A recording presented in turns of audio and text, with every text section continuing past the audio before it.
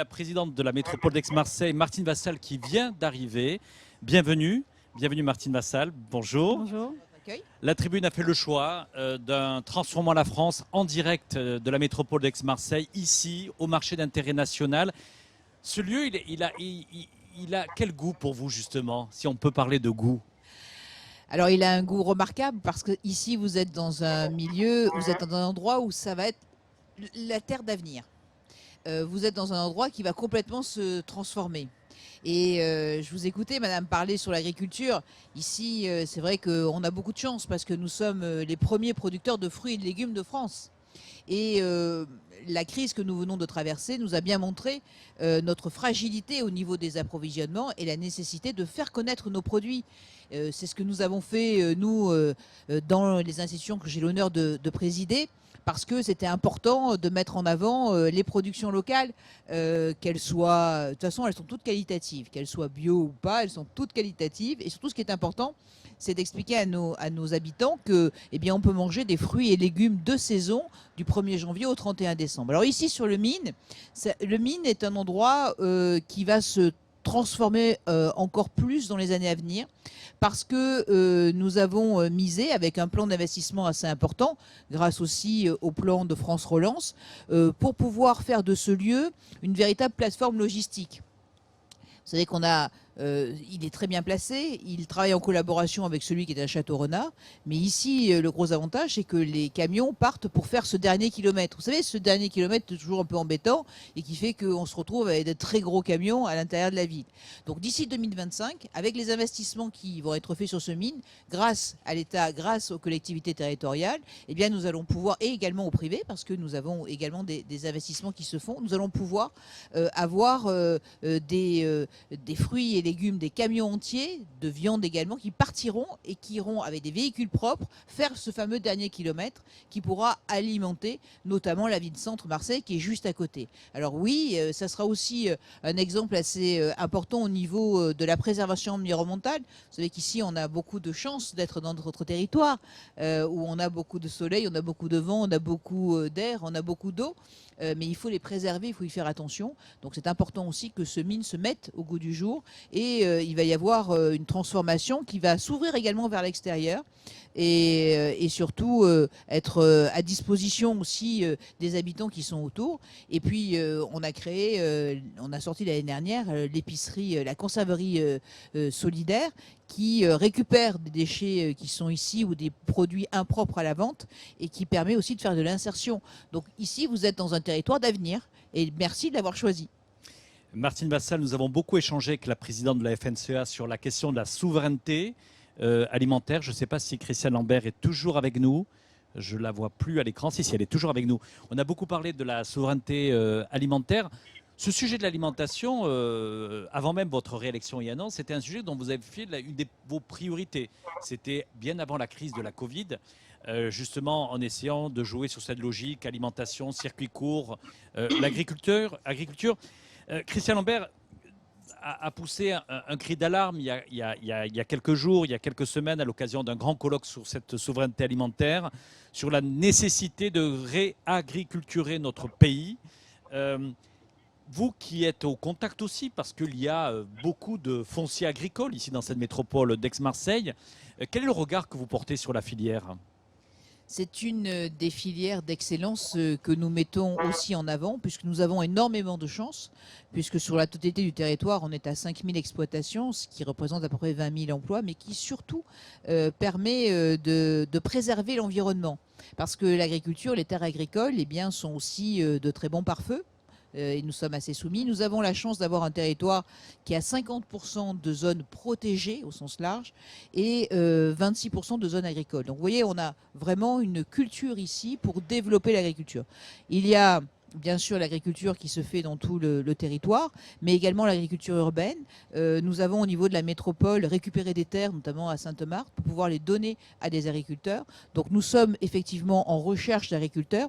La difficulté aujourd'hui, c'est que les agriculteurs n'ont pas toujours les moyens d'acheter les terres au départ. Donc nous les aidons au niveau métropolitain pour qu'ils puissent s'implanter et puis en plus développer leur production. Je pense quand même qu'il faudra qu'on soit très attentif à la future future politique agricole commune sur l'Europe et que nous mettions en avant ce que nous faisons de bien ici sur notre territoire. D'abord, il faut que nos habitants sachent qu'ici, on peut trouver de la qualité, de la quantité et qu'on peut s'alimenter tout à fait normalement, uniquement avec nos produits du territoire. Donc ça, c'est la première chose. Et nous avons, moi, pour les enfants dans les collèges, j'ai insisté pour que, eh bien, on puisse faire ce qu'on appelle le manger autrement, en créant une centrale qui permet où on peut acheter les fruits et les légumes et la viande, bien entendu, sur ce territoire pour pouvoir alimenter les enfants et leur expliquer aussi, parce que je pense que l'éducation vient de là, et c'est important dès le plus jeune âge d'expliquer aux enfants qu'on peut manger et qu'on peut, il y a des fruits et des légumes qu'on ne peut pas manger du 1er janvier au 31 décembre et qu'il faut s'adapter. En tout cas, c'est une filière sur laquelle moi j'insiste, c'est une filière de développement. Ça sera une filière qui nous fera rayonner aussi au niveau du territoire, aux côtés de la santé, aux côtés de l'innovation, aux côtés de l'environnement. C'est une filière qui est aux côtés de l'aéronautique, qui est très transversale et sur laquelle nous comptons beaucoup et nous aidons. Et d'ailleurs, je tiens à remercier aussi le Conseil régional qui nous a permis de continuer notre politique agricole parce que c'était dans ses délégations directes. Il nous l'a confié ici sur notre territoire parce que l'agriculture ici, sur notre territoire, est différente de celle d'autres départements de la région. Et en tout cas, nous faisons tout pour aider nos agriculteurs et leur permettre de se développer. Et on compte sur eux. Oui, justement, Martine Vassal, vous venez de parler des producteurs et la nécessité de les aider. Christiane Lambert parlait tout à l'heure des marchés publics et des clauses qu'il faudrait introduire pour justement favoriser encore plus les producteurs locaux. Vous êtes d'accord? Et comment est-ce qu'il faut faire concrètement? Et d'ailleurs, c'est un sujet qui ne touche pas que l'agriculture. Exactement, c'est ce que j'allais vous dire. C'est un sujet qui touche toutes les entreprises locales, que ce soit l'agriculture, mais que ce soit aussi ceux et celles qui... Vous savez que le département des Bouches-du-Rhône et la métropole investissent énormément sur ce territoire et que le plan de relance... la relance... Je pense qu'il faut dire les choses. Je pense que la relance de la France, elle passera par notre territoire. Pourquoi? Parce qu'on a une position géostratégique qui est très importante, ouverte sur la Méditerranée, parce que ici nous avons des paysages qui sont très différents, nous avons des filières qui sont très différentes. On n'a pas focalisé sur une filière en particulier, ou que l'agriculture, ou que l'aéronautique, ou que la santé, ou que l'industrie. On a été multifilière pour justement pouvoir donner la possibilité à chacun de pouvoir investir sur ce territoire en fonction de ses appétences. Donc c'est important, c'est fondamental de pouvoir avoir cette liberté et c'est fondamental aussi de pouvoir développer cette accessibilité. Je pense qu'on a fait peut-être, on a péché un petit peu par modestie et on n'a pas assez communiqué. Donc c'est important de faire ce type de réunion comme vous les faites aujourd'hui parce que ça nous fait connaître. Et dans les marchés publics, oui, c'est très compliqué parce que compte tenu du volume que nous passons, il y a des fourches codines que nous sommes obligés de respecter. Mais par contre, on peut mettre des clauses supplémentaires, on peut mettre des clauses sociales, on peut mettre des clauses environnementales. Nous, c'est ce que nous avons transformé parce que c'est vrai que lorsque on fait venir une entreprise qui va construire quelque chose ici, dans quelque domaine que ce soit, eh bien c'est important d'utiliser la main-d'œuvre locale. Ici, on a une chance incroyable. Je ne sais pas si vous êtes conscient du fait que ici, c'est un territoire qui est jeune, où il y a beaucoup de jeunesse. Et que cette jeunesse, elle demande qu'une chose, c'est de travailler. Donc c'est pour ça qu'il faut qu'on arrive à faciliter et à permettre aux entreprises locales eh bien, de pouvoir, dans le respect des règles et des lois d'attribution des marchés, bien entendu, mais de pouvoir ici trouver du travail et pouvoir se développer. Et c'est comme ça qu'on réussira, c'est comme ça qu'on y arrivera. Donc on a rajouté déjà des clauses environnementales. Nous avons alloti les marchés également pour faire des marchés plus petits, pour que les entreprises locales puissent y soumissionner. Et comme je le disais tout à l'heure, nous développons de manière très forte la politique agricole sur notre territoire parce qu'on est très fiers de nos agriculteurs et ils savent qu'ils peuvent compter sur nous. Martine Vassal, nous avons avec nous en direct l'économiste marseillais le plus renommé. Et je remercie Olivier Pastré. Je crois que Mme Lambert doit nous quitter. Christiane Lambert, je crois que vous devez nous quitter. Désolée, un mot de fin, comme ça, un mot de fin. Voilà. Et puis on espère avoir le plaisir de vous accueillir ici aux Mines sur la métropole d'Aix-Marseille. Certainement, la présidente Martine Vassal vous accueillera avec plaisir. Avec plaisir. Merci beaucoup. Merci beaucoup et mes excuses, je dois vous quitter. Je vais visiter une ferme en agriculture biologique parce que justement nous voulons soutenir aussi ces filières. J'apprécie énormément ce qu'a dit Madame Vassal et le bon sens.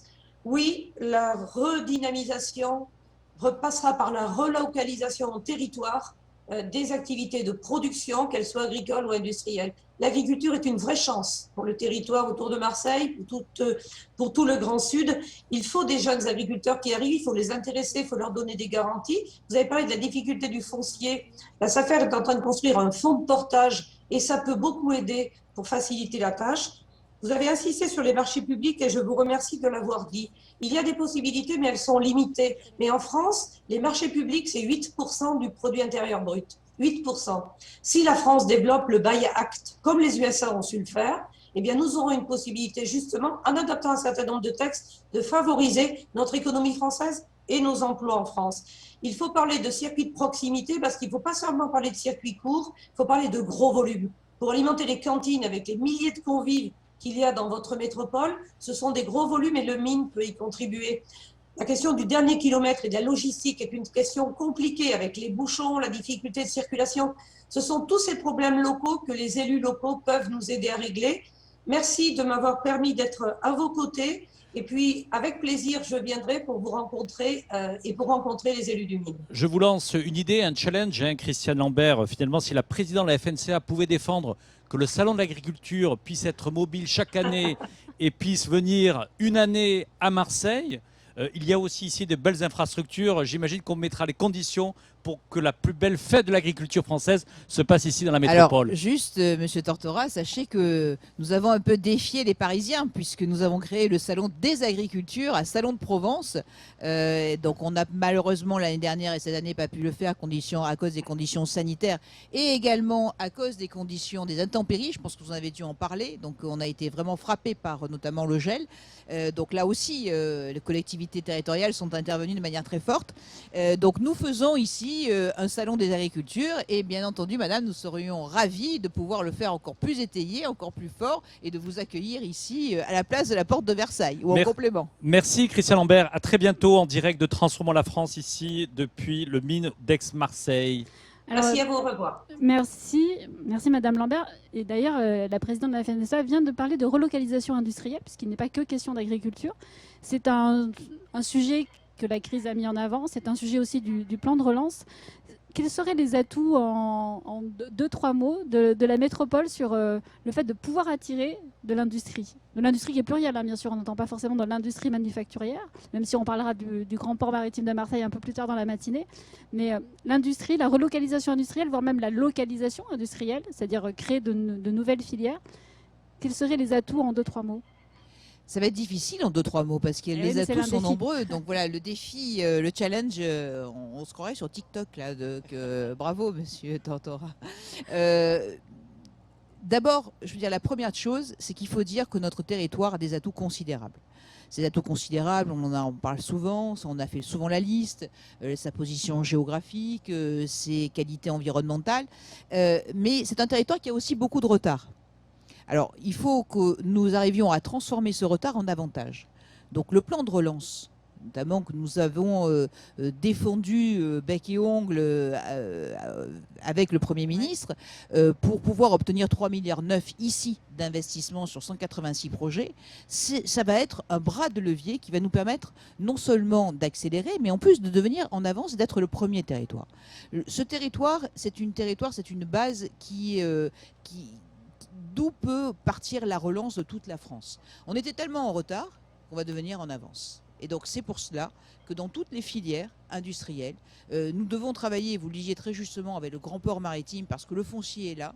Nous devons travailler sur cette partie foncière où effectivement il faut qu'on récupère ce foncier, qu'on le mette à disposition, qu'on le viabilise et qu'on le mette à disposition des entreprises pour pouvoir les accueillir ici. Donc la potentialité, elle existe. La main-d'œuvre, elle existe. Il nous faut un coup de pouce de l'État que nous espérons de tous nos voeux et nous espérons que ce plan de relance verra le jour très rapidement parce que effectivement il y avait ce retard à rattraper. Madame parlait tout à l'heure de la problématique des embouteillages. Oui, c'est sûr, c'est la raison pour laquelle un des premiers atouts que nous devons mettre en avant, c'est la possibilité d'avoir une mobilité facilitée. Parce que c'est vrai que si les camions se retrouvent dans des embouteillages, même si ce sont des petits camions propres, il faut pouvoir donner la possibilité aux habitants de ce territoire de pouvoir se déplacer d'un point A à un point B rapidement. Ce n'est pas tout à fait le cas aujourd'hui parce qu'on a du retard sur cela. Donc là, on a 2 milliards sous le coude où nous attendons les investissements de l'État. Un plan de relance de ce niveau-là, effectivement, nous permettrait d'être largement en avance sur ce territoire et puis surtout un territoire de développement. Nous avons ici l'ensemble des données du monde entier. On a 14 hubs qui arrivent ici sur le grand port de Marseille. Ces données, elles repartent vers l'extérieur. Que cherchent les sièges sociaux? Être au plus près de ces données, de l'arrivée de ces données. Donc oui, nous avons des sièges, nous avons des entreprises qui sont à la porte, qui tapent. L'année dernière, on a installé, malgré la crise du Covid, plus d'une soixantaine d'entreprises qui sont venues ici sur ce territoire. Donc la potentialité, elle est là. Il nous faut un petit coup de pouce avec ce plan de relance. Mais je sais que le gouvernement y attache une importance aussi importante parce que c'est de là que la relance se fera au niveau de la France. Parce que juste un petit détail, je ne sais pas si on en parlera tout à l'heure, mais on sort d'une crise qui nous a ébranlés. Elle nous a privés de nos libertés. Le quoi qu'il en coûte, il a un coût. La relance, elle n'est pas, le redémarrage, il n'est pas aussi évident que cela. Parce qu'on a changé nos modes de vie. On fait du télétravail, on fait de la visioconférence, on se déplace moins. Donc il y a quand même une difficulté de reprise de l'activité complète à 150% comme c'était auparavant. Donc quel va être l'impact sur les entreprises lorsque le quoi qu'il en coûte va s'arrêter, lorsque les aides de l'État vont s'arrêter, lorsque les PGE vont devoir être remboursés. Donc c'est là qu'il faut que les collectivités territoriales soient présentes pour pouvoir être le bras de levier qui va pouvoir faire cette jonction avec le redémarrage complet de l'économie. Donc c'est pour ça qu'on a besoin d'institutions qui soient stables, viables et qui surtout soient à l'écoute de leurs habitants et protègent leur territoire. Cela nous permet de faire une excellente transition puisque donc nous accueillons Olivier Pastré. D'abord, Olivier Pastré, deux bonnes nouvelles. D'abord, vous serez sur le territoire, j'allais dire dans quelques semaines. On a redouté que les rencontres économiques d'Aix-en-Provence ne puissent se tenir et puis elles se tiendront. Vous en faites partie justement de ces rencontres économiques d'Aix-en-Provence. Donc on est ravis de savoir qu'elles se tiendront ici à Aix-en-Provence début juillet. Et puis, on a la chance de vous avoir avec nous en direct ce matin. Vous avez été l'auteur de l'économie post-Covid. 8 ruptures qui nous feront sortir de la crise. C'est ce que vous avez écrit. Vous avez été l'auteur de ce livre. Olivier Pastré, ça y est que nous sommes entrés dans cette économie post-Covid et est-ce que, justement, quelles seront les ruptures qui permettront justement de sortir de cette crise? Et quel est votre regard, bien sûr, de cette métropole d'Aix-Marseille que vous connaissez bien? Oui, alors, je ne suis pas le régional de l'étape, mais j'ai quand même 3 liens très forts avec Marseille, sa région. Un, je suis né à Marseille, à la campagne Pastré. 2, j'ai fait mes études supérieures et mon service militaire à Aix-en-Provence. Et 3, j'ai travaillé 15 ans à la Société Marseillaise de Crédit, qui m'a permis de voir toutes les PME de la région. Donc, tout ça me donne une petite légitimité. Excusez-moi pour l'addiction, mais voilà. On m'a racheté 2 ans de sagesse hier, donc il y a encore quelques relents, mais rassurez-vous, le cerveau fonctionne. Maintenant, pour venir à ta question, oui, on a écrit ce livre avec Patrick à partir d'une analyse historique assez approfondie, dont la conclusion est toute simple et tient en un chiffre que tout le monde pourra se rappeler. Si on regarde les pandémies à plus d'1 million de morts, il y en a une tous les 400 ans depuis la peste depuis la paix de 167. Donc c'est pas une rupture, c'est pas la crise de 2008, c'est une rupture majeure. Et par rapport à cette rupture majeure, les réformes ne suffiront pas. On va revenir sur le débat sur les retraites. Nous, on est pour une retraite à 66 ans. Ça, c'est une vraie rupture. Et en dehors de ces ruptures, je pense que, non pas on n'y arrivera pas, parce qu'on y arrive toujours, mais ça prendra au moins une décennie, si c'est plus. Alors, le thème de cette table ronde, d'abord, je voudrais dire que c'est un immense honneur d'être avec Martine Vassal, pour deux raisons. Un, parce que je l'aime, et deux, parce que en patronant la métropole, je pense que c'est elle la plus importante pour l'avenir, mais je vais y revenir. Si on regarde les grands chantiers à l'horizon de 2030, thème, j'en vois trois qui concernent particulièrement Marseille et sa région. Le premier, c'est les transports. J'ai eu la chance de connaître Gaston Defferre. J'étais à l'époque jeune, sans barbe, hein, mais je l'ai connu quand même. Et je me rappelle très bien une phrase qu'il avait dit: diriger une grande métropole sur la mer, en matière de transport, c'est forcément le bordel. Alors, sur le plan maritime, Marseille a plein de problèmes, mais ils sont solubles. Sur le plan aérien, là aussi, Marseille a des problèmes, mais ils sont solubles. Sur le plan terrestre, c'est plus compliqué. J'ai eu l'honneur d'être le pilote du financement du tunnel Prado-Carmenage. Ça remonte à quelques années, avec Elisabeth Bertini, que Martine connaît un peu. Et je pense que ça, à l'époque, tout le monde nous traitait de fou. Mais c'était une vraie rupture. Encore une fois, il y a sûrement des problèmes. Mais ce que je veux dire, c'est que on n'y arrivera pas des petits efforts. Voilà pour le point de transport, qui est celui que je connais le moins bien. Le deuxième point que je connais mieux. Olivier Passeray, donc trois sujets. Donc, là aussi, transport, deuxième sujet que vous souhaitez apporter à notre connaissance. Les jeunes, et troisième sujet, la Méditerranée. Pour les jeunes, l'équation est très simple, c'est le deuxième chiffre, j'en sais deux. La France doit absorber 800 000 jeunes par an. 800 000 jeunes par an. 800 000 jeunes par an. Pardon de répéter, mais les gens n'ont pas imprimé. Ni les citoyens, ni les entreprises. Et donc, là, il y a un effort considérable, absolument considérable à faire. En gros, dans les 30 dernières années, on a sacrifié le primaire et le supérieur, et on a privilégié le secondaire. Ben voilà, il faut changer ça.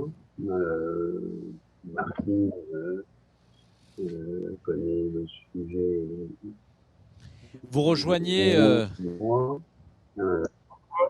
vous rejoignez Olivier Passeray le constat porté par Martine Vassal qui dit il y a cette jeunesse, c'est ce que vous disiez Martine Vassal il y a quelques instants. Donc finalement Olivier Passeray énumère les trois enjeux de transformation, transport, jeunesse et la Méditerranée qui est la chance de cette métropole. C'est la feuille de route pour la relance économique de la métropole d'Aix-Marseille?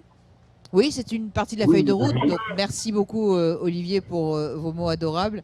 Je rajouterai un élément complémentaire, c'est l'environnement aussi.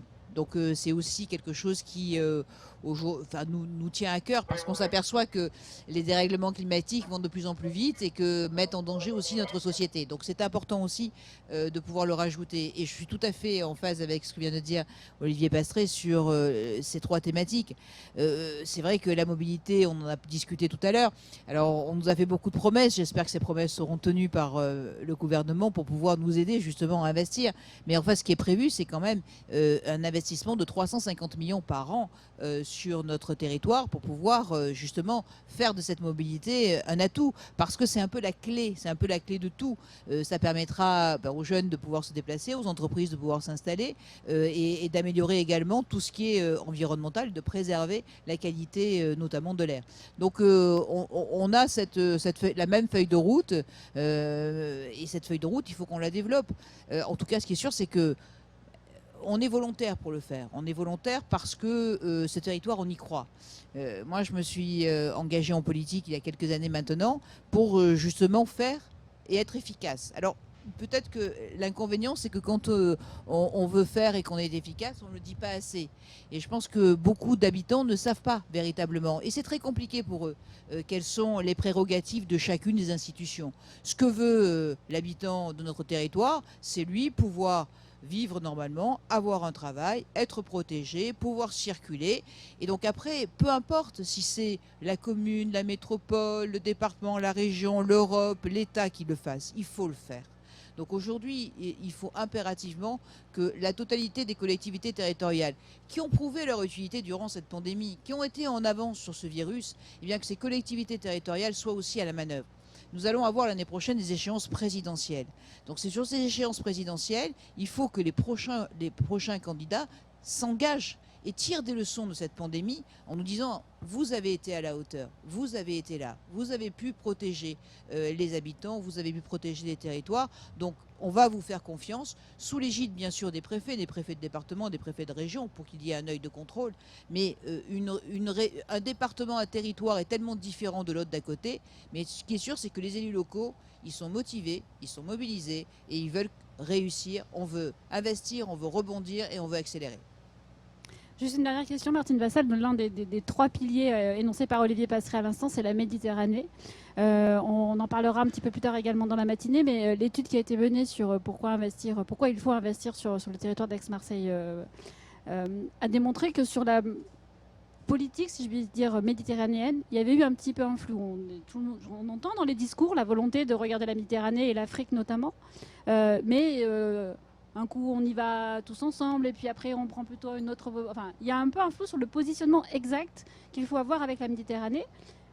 C'est quoi la bonne solution pour que, enfin, concrètement, il y ait des liens avec l'Afrique qui soient créés? Le tous ensemble est indispensable, à tous les niveaux. L'Afrique est le continent de développement de demain. Parce que justement, comme sur notre territoire, il y a beaucoup de jeunesse, il y a beaucoup de potentialité. Donc là, nous avons énormément de chance sur notre position géostratégique. Mais on a également beaucoup de chance sur notre position géoculturelle. Parce que nous avons ici l'habitude de travailler avec la Méditerranée. Nous avons ici plus de 70 places consulaires. 37 communautés différentes qui vivent les unes à côté des autres. Et c'est ça qui est important dans notre position aussi culturelle, qui fait qu'on a l'habitude de travailler avec l'ensemble de la Méditerranée et on peut être ce pont d'entrée. On peut être ce point d'entrée et surtout on peut être un pont. On peut être un pont pour aller franchir cette Méditerranée et aller tendre la main vers l'Afrique et aussi être ce pont avec l'Europe, puisqu'on va être la base avant de l'Europe du Sud. Et donc c'est là où on peut jouer notre rôle, notre véritable rôle au niveau du développement. Ça s'est fait de manière logique avec l'innovation. Pourquoi est-ce que les startups viennent ici? Pourquoi est-ce qu'on a autant d'innovation? C'est parce que justement, c'était la destination logique, avec les fameux câbles dont on a parlé tout à l'heure. Donc vous voyez, naturellement, ça se fait. Donc il faut que derrière, eh bien, on concrétise les choses pour qu'on soit véritablement la porte d'entrée de l'Afrique et la porte de sortie de l'Europe, bien entendu. D'ailleurs, l'Europe, voir le territoire comme une porte d'entrée vers l'Europe, c'est aussi ce que dit la déléguée générale du Québec à Paris, qui est venue sur le territoire la semaine dernière, et qui dit que autant les entreprises exo-marseillaises voient le Québec comme une porte d'entrée vers les États-Unis. Souvent, les entreprises commencent par là avant d'attaquer le marché américain, mais que également ici, ça doit être la porte d'entrée de l'Europe. Donc, il n'y a peut-être pas que la Méditerranée, il faut aussi ouvrir un peu plus largement les bras. Martine Vassal, on avait commencé cet entretien par votre goût en venant ici au marché d'intérêt national. Hier soir, le couvre-feu passait à 23h. Les rues dans Marseille, j'ai pu voir, les restaurants, il y avait une ferveur, une sorte de renaissance. Quel est le regard que vous avez compris dans la métropole d'Aix-Marseille de ces réouvertures de restaurants le soir? Est-ce que vous avez le sentiment que ça y est, les soucis sont derrière, que la relance, la métropole est prête? Quel est votre regard? Alors c'est un regard optimiste parce que c'est vrai que c'est dans ma nature et c'est dans mon caractère. C'est agréable de pouvoir revivre, de retrouver nos habitudes. Alors pas tout à fait puisque c'est 23 heures, on est encore un petit peu limité. Il y a encore des activités qui ne retrouvent pas complètement leur potentialité. Il faut quand même être prudent parce que effectivement le virus n'a pas complètement disparu. Et comme nous avons été en avance sur la fourniture de masques pendant la pandémie, sur les tests, nous l'avons été aussi sur la vaccination. Et aujourd'hui, sur notre territoire, nous avons joué la carte de la vaccination parce que pour tous ceux et toutes celles qui souhaitent être vaccinés, il ne doit pas y avoir de refus ou de liste d'attente. Donc les personnes qui le souhaitent le faire, il faut le faire. Et nous l'avons fait depuis le mois de février, puisque c'est là où on a commencé à avoir les vaccins. On a mis en place des structures qui ont permis, grâce aux pompiers, d'ouvrir ces vaccinations. On est allé au plus près des populations. On a fait sillonner le bus de la vaccination sur les petites communes, sur les moyennes communes. Nous sommes allés sur les campus universitaires parce que les jeunes nous disent « Bon, maintenant, je veux bien être vacciné parce qu'il va y avoir le pass et je voudrais voyager. » Donc, OK. Nous mettons à disposition la logistique et nous avons été extrêmement impliqués sur cela. Mais derrière, je suis aussi je fais très attention sur la reprise. La reprise, elle ne se fera pas aussi fortement que ce qu'on pourrait penser. Il va y avoir une reprise... Olivier Passeray l'a dit, il faudra du temps. Il faudra parle de du 10 temps. ans. Olivier Passeray disait 10 ans. J'espère que ça sera un petit peu moins. Mais il faudra aussi rembourser toutes les aides qui ont été données. Donc tout ça, il faut créer de l'énergie, il faut créer de l'activité, il faut pouvoir augmenter le pouvoir d'achat, il faut pouvoir travailler un peu différemment pour que aussi, je crois que cette pandémie, elle nous a fait aussi revoir un peu nos façons de vivre. Le métro boulot dodo, on a compris que ça avait vraiment ses limites et donc on est revenu sur nos valeurs de famille, on a pris plus de temps pour les personnes qui sont autour de nous. Nous avons vu la fragilité de certaines personnes que j'appelle du bel âge, mais qui sont extrêmement isolés. Donc c'est là aussi où il faut que on puisse aussi encore plus leur tendre la main comme nous l'avons fait, mais encore plus, parce que là, ça a été extrêmement dur pour toutes ces personnes. Et puis derrière, il y a cette relance. Il faut être aux côtés des entreprises, il faut être aux côtés de l'ensemble de ceux et de celles qui vont aller travailler. Donc c'est pour ça que on a encore du pain sur la planche, qu'il ne faut rien lâcher et que nous espérons bien que cette relance nous permettra de vivre peut-être un peu différemment, mais surtout de bien vivre et de mieux vivre. Merci Martine Vassal de nous avoir consacré une partie de votre matinée pour une émission spéciale sur la transformation de la France ici en direct du Mine à Marseille. Un petit mot quand même de remerciement pour Samy de Primavera Fruta pour les fruits et légumes qui sont exposés derrière nous et Vegetal Mood pour les compositions florales. Merci à eux. Merci à Olivier Passeray. Si bien entendu on veut avoir une bonne lecture pour cet été, il faut se plonger dans l'économie post-Covid aux éditions Fayard, 8 ruptures qui feront sortir de la crise. Ça peut être un bon mot d'emploi pour la métropole d'Aix-Marseille. Merci Martine Vassal. Merci à vous.